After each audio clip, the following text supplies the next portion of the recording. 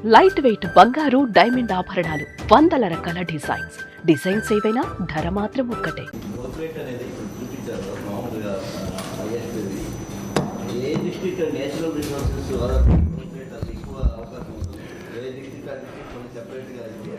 అది కూడా తయారు చేస్తున్న అప్ టు విలేజ్ వరకు పోతున్నాం.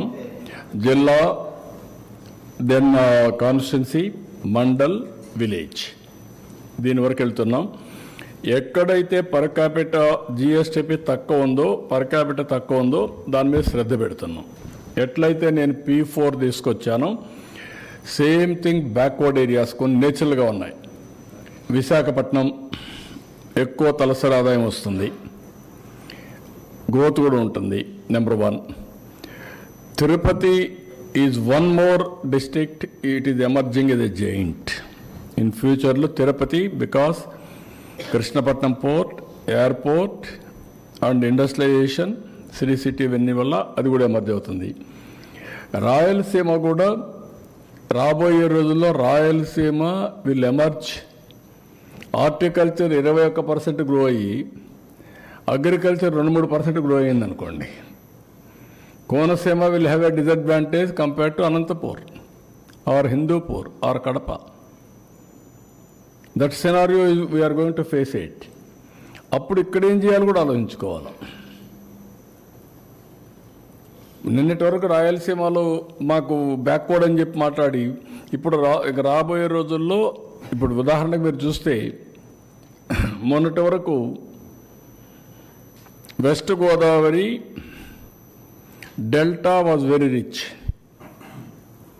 భీమవరం ఆ ఏరియా. చింతలపూడి ఏరియా అంతా వెరీ పూర్. ఇప్పుడు రివర్స్ అయింది. పామ్ ఆయిల్ ఇక్కడ వచ్చింది.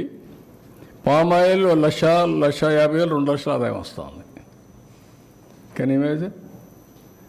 That is the economy is changing. మీరు ఎస్టిమేషన్ చేసిన ప్రొజెక్షన్కి ఓన్లీ ఇందాక చూస్తే అగ్రికల్చర్ సెక్టర్ మాత్రమే ఎక్కువ ఉంది సార్. మిగతా సెక్టర్స్ పరిస్థితి ఏంటి? వాటి నో వాట్ ఐఎమ్ సేయింగ్, నేను అందుకే మీతో మాట్లాడింది నా 10 పాయింట్లలో zero poverty, employment, population management, skill development, then water, then product perfection, logistics. I have taken up why logistics, industrialization, product perfection, industrialization, deep technology in all walks of life, Swachh Andhra Pradesh. ఇవన్నీ ఎందుకు తీసుకున్నానంటే అవి focus చేస్తే తప్ప service sector పెరుగుతుంది. Tourism is 20% growth rate పెట్టుకున్నాను. ఇప్పుడుండే రూములు ఏమాత్రం చాలు, కనీసం ఒక 50,000 రూములకు టార్గెట్ పెట్టుకున్నాను. 100 రూములు వేసుకుంటే ఆ రోజున 500 హోటల్ రావాలి ఆంధ్రాలో. అందుకే నేను ఇండస్ట్రియల్ స్టేటస్ ఇచ్చేదానికి. So this is where I'm visualising all these things. Agriculture ఎందుకు గ్రో అయిందంటే అది కూడా మీరు గుర్తుపెట్టుకోవాలి. మనం ఎప్పుడైతే హార్టికల్చర్, అక్వాకల్చర్కి వెళ్ళామో, డైరీకి వెళ్ళామో, ఆ 3 పికప్ అయ్యాయి. అగ్రికల్చర్ స్టాగ్నేషన్ వచ్చింది, కొంత ప్రాబ్లమ్స్ ఉన్నాయి. అందుకే మీరు ఎక్కడ చూసినా 1/3 భూమిలో హార్టికల్చర్ ఉంటే horticulture GSDP is more than agriculture 2/3.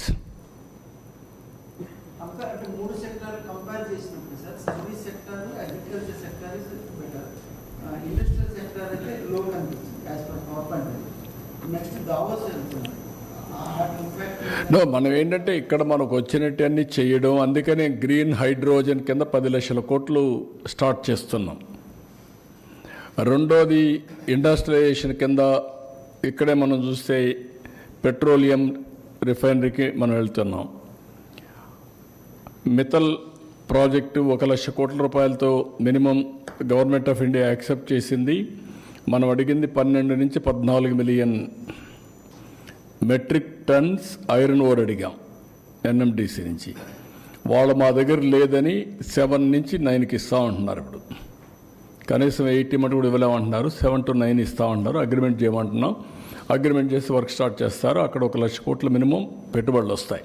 అది పెంచుకుంటూ పోవచ్చు. ఇట్లా వేరియస్ ఆస్పెక్ట్స్ని కోఆర్డినేట్ చేసి ముందు పెడుతున్నాం. ఇన్ఫ్రాస్ట్రక్చర్, పోర్ట్స్ అన్నీ వస్తాయి, షిప్ బిల్డింగ్ వస్తుంది, లాజిస్టిక్స్కి వెళ్తాం, రోడ్లు వేస్తాం. ఇప్పుడు నేను చెప్పాను కొన్ని రోడ్లన్నీ కూడా రిపేర్ చేస్తున్నాం. రేపు నెక్స్ట్ లెవెల్కి వెళ్తాం రోడ్లన్నీ.